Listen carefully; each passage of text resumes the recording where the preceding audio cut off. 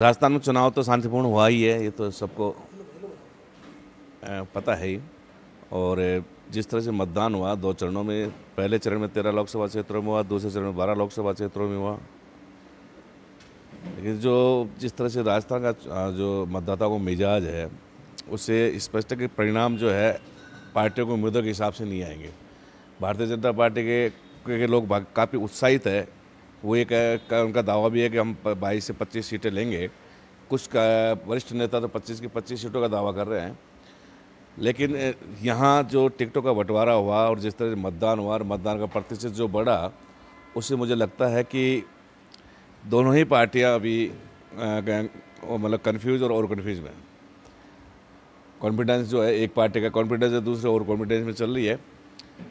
पहला जो 13 लोकसभा क्षेत्रों में जो चुनाव हुआ और जिस तरह से वहाँ उन क्षेत्रों में मतदान प्रतिशत हुआ, तो वो जातीय आधार भी एक बहुत बड़ा कारण रहा इसमें मतदान प्रतिशत बढ़ाने में। दूसरा कारण जो है वो राज्य निर्वाचन विभाग की ओर से जो प्रयास किए गए हैं, जिस तरह का उन्होंने नए आयाम प्रयोग किए हैं, वो भी एक तरह का कारण रहा। यूथ का जो वोट है, पहली बार यूथ ने बहुत अच्छा वोट डाला और मतलब यूथ का प्रतिशत बहुत ज़्यादा रहा।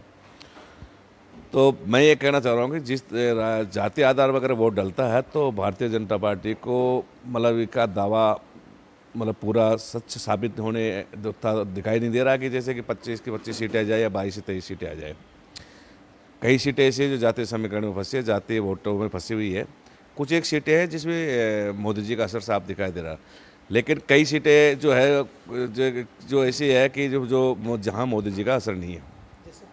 जैसे कि मैं सबसे बड़ी ये पहली सीट मैं जयपुर ग्रामीण ही मानता हूँ। जयपुर ग्रामीण सीट पहले से ही जातीय समीकरण में फंसी हुई है, क्योंकि ये पहले से भी नारा चला रहा है कि जाट जाति जो है, जिसको हम किसान पुत्र कहते हैं, जाट जाति का पहले से नारा था कि वोट जाट की बेटी जाट को और जाट का वोट जाट को।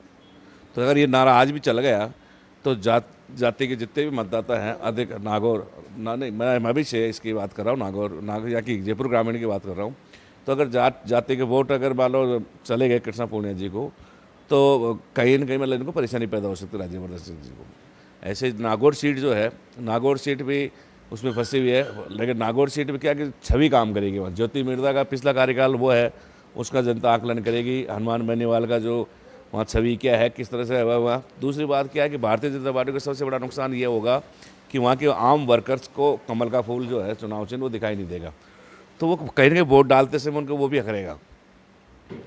इसी तरह टोंक सवाई माधोपुर जो सीट है, वो भी जैसे टोंक सवाई माधोपुर सीट पर तो आम जनरल जो सामान्य वर्ग के लोग थे उनमें नाराजगी सिर्फ इस बात की थी कांग्रेस को लेकर के कि जब सामान्य सीट थी या सामान्य प्रत्याशी को चुनाव लड़ना चाहिए था। इसी तरह कोटा जो सीट है उसमें भी रामनारायण मीणा जी को जो टिकट दिया, उसमें भी सामान्य वर्ग जो है थोड़ा सा नाराज था। लेकिन कांग्रेस का ये दावा कि सब ST वर्ग के वोट हमें पूरे मिल जाएंगे रामनारायण जी की वजह से, तो मुझे लगता नहीं कि ये चीज़ संभव होगी।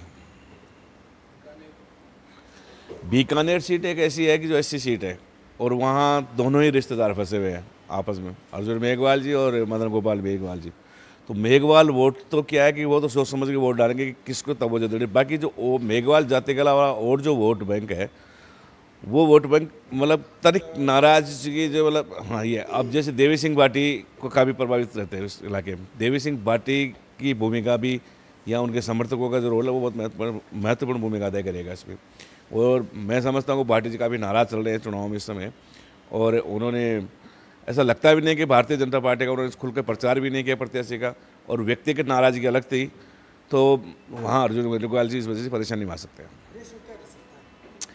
रेसो अभी मेरा आकलन ये है, जिस तरह से खबरें आ रही है, जिस तरह से मतदान चल रहा है, कि विधानसभा में जो चुनाव नतीजे आए हैं उसी परसेंटेज के आसपास ये नतीजे आएंगे। मतलब 12-13 दोनों हो सकते हैं।